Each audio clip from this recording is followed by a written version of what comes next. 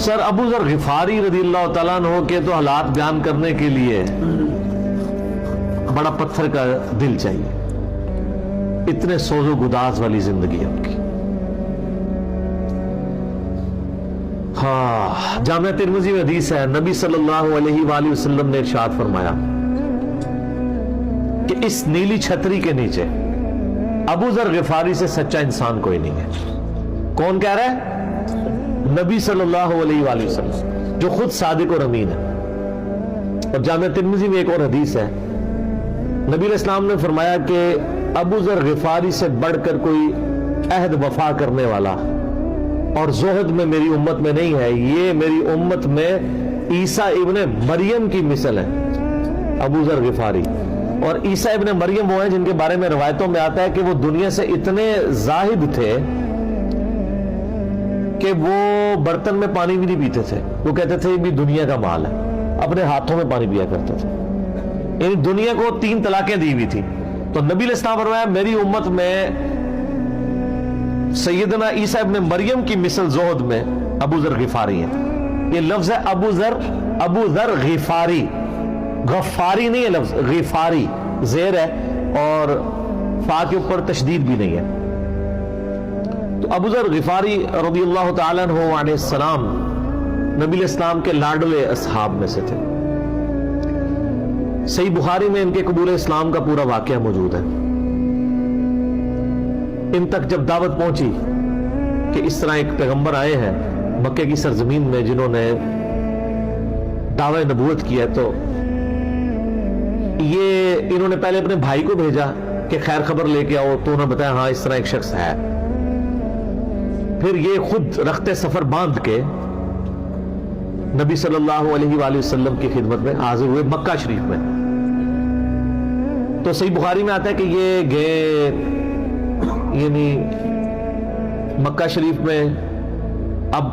ڈر بھی رہے تھے، میں کیونکہ ان کو پتا تھا کہ نبی علیہ السلام کی مخالفت بھی بہت زیادہ ہے، کہ اگر میں کسی سے نبی علیہ السلام کے بارے میں پوچھا تو ہو سکتا ہے میرے ساتھ کوئی ایسی ایکٹیویٹی پرفارم نہ کر دے۔ تو یہ حرم مکہ میں انہوں نے ڈیرا ڈال لیا، اور کہتے ہیں میں جتنے دن وہاں رہا نا تو آب زمزم ہی پیتا تھا، جب میری کھجوریں ختم ہو گئی۔ زمزم کھانے کا کام بھی کرتا تھا اور پینے کا بھی، زمزم طاقت والا پانی۔ تو کہتے ہیں سب سے پہلے میری جس شخص سے ملاقات ہوئی وہ سیدنا علی ابن ابی طالب تھے رضی اللہ تعالیٰ عنہ علیہ السلام۔ تو کہتے ہیں حضرت علی نے جب مجھے آبزرو کیا نہ تو مجھے اپنے ساتھ گھر لے گئے کہ پردیسی ہے، کھانا شانا کھلایا، رات ٹھہرایا۔ کہتے ہیں نہ انہوں نے مجھ سے پوچھا کہ کس لیے آئے ہو، نہ میں نے ان کو بتایا۔ یہ میں آپ کو اخلاقیات بتا رہا ہوں کہ دعوت کا کام کتنا ٹھنڈے کر کے کرنا پڑتا ہے۔ آپ تو کہتے ہیں پہلے دن ہی کسی کو رفع الیدین شروع کروا دیں، اتنا آسان نہیں ہوتا یہ۔ تو دوسرا دن بھی اسی طرح گزرا، تیسرا دن بھی۔ تو 3 دن کے بعد ابو ذر غفاری نے خود حضرت علی پہ اعتماد کیا اور ان کو اندازہ ہوا کہ یہ بڑا، تو انہوں نے کہا میں یعنی ایک، اور حضرت علی نے بھی ایکسپوز نہیں کیا کہ میں نبی علیہ السلام کے قریبی لوگوں میں سے ہوں۔ تو انہوں نے کہا کہ مجھے تم ایک اچھے انسان لگے ہو تو میں اس کام کے لیے آیا ہوں، تو تم مجھے گائیڈ کرو محمد ابن عبداللہ کے بارے میں، میں ان سے ملنا چاہتا ہوں صلی اللہ علیہ وسلم۔ تو سیدنا علی نے کہا کہ واقعی وہ تو اللہ کے پیغمبر ہیں اور اس طرح۔ تو پھر وہ حضرت ابو ذر غفاری کو نبی علیہ السلام کے پاس لے گئے، نبی علیہ السلام کے پاس تھوڑی دیر بیٹھے، انہوں نے اسلام قبول کر لیا اور سر اسلام کا قبول کیا، اتنا اعلیٰ درجے کا ایمان۔ نبی علیہ السلام فرمایا تم اپنے قبیلے میں واپس چلے جاؤ، جب مکے میں ہمارا غلبہ ہوگا یا کوئی اللہ تعالیٰ راہ نکالے گا، ابھی تو جو بھی اسلام قبول کرتا ہے اس کی پھینٹی لگتی ہے، تو میں کوئی نہ کوئی تمہیں مطلب بتا دوں گا، ابھی تم اپنا ایمان پوشیدہ رکھو، اپنے علاقے میں چلے جاؤ۔ ان کا یا رسول اللہ ایسے نہیں ہو سکتا، وہ جناب آگے مکے خانہ کعبے کے اندر آ کے انہوں نے کہا میں گواہی دیتا ہوں کہ اللہ ایک ہے اور محمد صلی اللہ علیہ وسلم اس کے رسول ہیں۔ تو مشرکین عرب ان پہ ٹوٹ پڑے، خوب مارا، حتیٰ کہ عباس بن عبد المطلب جو اس وقت تک مسلمان نہیں ہوئے تھے، نبی علیہ السلام کے چچا تھے، لیکن چونکہ بنو ہاشم سے تھے اور بنو ہاشم آپ کو پتہ ہے متولی تھے کعبہ شریف کے، انہوں نے اپنے آپ کو ابو ذر غفاری کے اوپر گرا لیا کہ تاکہ ان کو کوئی مارے نہ۔ انہوں نے کہا تمہیں پتہ نہیں ہے قبیلہ یعنی غفاری قبیلے سے تعلق رکھتا ہے تو اس کے قبیلے کے لوگ آ کے یہاں پہ لڑائی کریں گے ہم سے،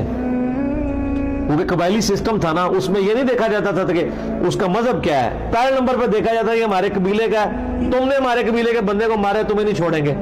اسی وجہ سے آپ دیکھیں نا بنو ہاشم اسلام قبول نہ کرنے کے باوجود نبی علیہ السلام کی پشت پہ تو کھڑے رہے نا، اور یہ پہلے بھی ہوتا رہا۔ قرآن حکیم میں آتا ہے نا کہ شعیب علیہ السلام کی قوم کیا کہتی ہے، اے شعیب اگر تیرا قبیلہ تیرے ساتھ نہ ہوتا کب سے تیرے کام کر چکے ہوتے۔ اس لیے انبیاء ڈومیننٹ قبائل میں آتے ہیں، جو شریف النفسی والے ہوتے ہیں، جن میں ایک سسٹم ہوتا ہے پورا۔ تو اور پھر جو ہے نا وہ اگلے دن پھر ابو ذر غفاری نے اس طرح کلمہ پڑھا، پھر ان کی پٹائی ہوئی، پھر حضرت عباس نے ان کو بچایا اور پھر وہاں سے یعنی وہ چلے گئے۔ یہ پوری حدیث صحیح بخاری میں ہے، اور بلکہ بخاری میں پورا ایک چیپٹر ہے ابو ذر غفاری کے اسلام لانے کا واقعہ۔ امام بخاری نے ابو ذر غفاری کا پروٹوکول یہ رکھا ہے کہ اسلام کا پورا چیپٹر بنایا ہے ابو ذر غفاری کے اسلام لانے کا واقعہ۔ باقی یہ درویش صفت آدمی تھے اور دنیا کو 3 طلاقیں دی ہوئی، اور وہ اس لیے کہ انہوں نے نبی علیہ السلام کو بڑا کلوزلی آبزرو کیا تھا۔ نبی علیہ السلام کی جتنی احادیث دنیا سے زہد اور دنیا پرستی کی مذمت پہ ہے نا، اکثر احادیث کے راوی ابو ذر غفاری ہیں۔ چونکہ انہوں نے نبی علیہ السلام کو بڑا کلوزلی آبزرو کیا تھا، تو اس لیے وہ صحابہ کرام پہ جب دنیا کے خزانے کھول دیے گئے، اور بعض اصحاب اور بعض تابعین میں انہوں نے جب دنیا کی محبت میں غلبہ اور عیاشی کا لیول دیکھا تو ان سے وہ برداشت نہیں ہوتا تھا۔ اور تو نبی علیہ السلام کی صحبت کی ہوئی تھی، وہ کہتے تھے یہ دیکھو یار، ہم لوگ تو فاقے کرتے تھے اور ہمارا پیغمبر ہمیں یہاں تک تعلیمات دیتا تھا کہ اے اللہ محمد اور آل محمد کو بس اتنا ہی رزق دینا کہ روح اور جسم کا رشتہ برقرار رہے۔ یہ حدیث بخاری و مسلم میں ہے، اور بخاری و مسلم میں حدیث ہے حضرت عمر کو نبی علیہ السلام نے ڈانٹتے ہوئے کہا، جب وہ چٹائی کے نشان دیکھے ان کا یا رسول اللہ رو پڑے کہ کیسر و کسرا تو دنیا کے مزے لوٹ رہے ہیں اور آپ اللہ کے نبی، تو آپ فرمایا کہ تم اس پہ خوش نہیں کہ وہ دنیا کے مزے لوٹیں اور تم آخرت کی سعادت لوٹو؟ اور لگتا ہے عمر تم پہ دنیا کی حقیقت آج بھی نہیں کھلی۔ جن لوگوں کے سامنے یہ ساری چیزیں تھیں، جن لوگوں نے نبی علیہ السلام کا وہ پیریڈ دیکھا تھا، پھر ان کو یہ بھی پتا تھا کہ بخاری و مسلم میں نبی علیہ السلام کے جو آخری خطبات میں سے شہدائے احد کے اوپر جو نماز جنازہ آپ نے 8 سال بعد پڑھی، اور وہاں پہ آپ نے جنازے یعنی ادھر قبرستان میں خطبہ دیا عبرت کے لیے، اور اس میں کئی چیزیں تھی۔ ایک تو یہ تھی کہ یہ یہاں پہ وہ لوگ دفن ہیں جنہوں نے اسلام کے لیے قربانی دی ہے، اور ان کا پھل تم نے کھانا ہے، وہ دنیا سے اسی طریقے سے گئے ہیں، کفن میں نہیں دیا گیا کئی لوگوں کو۔ نمبر 2، اسی میدان میں مال غنیمت سمیٹنے کی وجہ سے ایک فتح شکست میں بدل گئی تھی، جبکہ اللہ کے نبی بھی موجود تھے، اللہ نے اس کا بھی لحاظ نہیں کیا، اور وہ فتح شکست میں بدل گئی کہ انہوں نے مال غنیمت لپیٹنے میں نبی علیہ السلام کی حکم عدولی کر دی، تو تاکہ بعد میں یہ معاملہ نہ ہو۔ تو وہاں آپ کا خطبہ بخاری مسلم دونوں میں آپ نے فرمایا کہ، اور حضرت عقبہ ابن عامر کہتے ہیں میں نے آخری دفعہ نبی علیہ السلام کو ممبر پہ اسی دن دیکھا تھا۔ آپ نے فرمایا کہ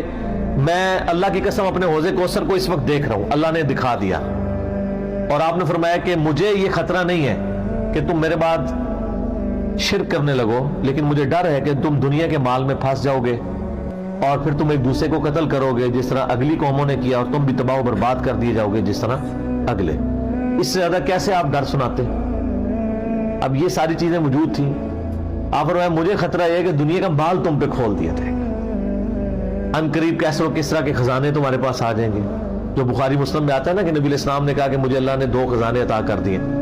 ٹھیک ہے، زمین کی خزانوں کی چابیاں، اور جس سے وہ بریلویوں نے کچھ اور ہی قیدا بنا لیا، اس میں موجود ہے کہ کیسر و کسرا کے خزانے، یعنی آپ کو بتایا گیا کہ رومن اور پرشین امپائر جو ہے مسلمان فتح کر لیں گے یرموک اور قادسیہ کے اندر،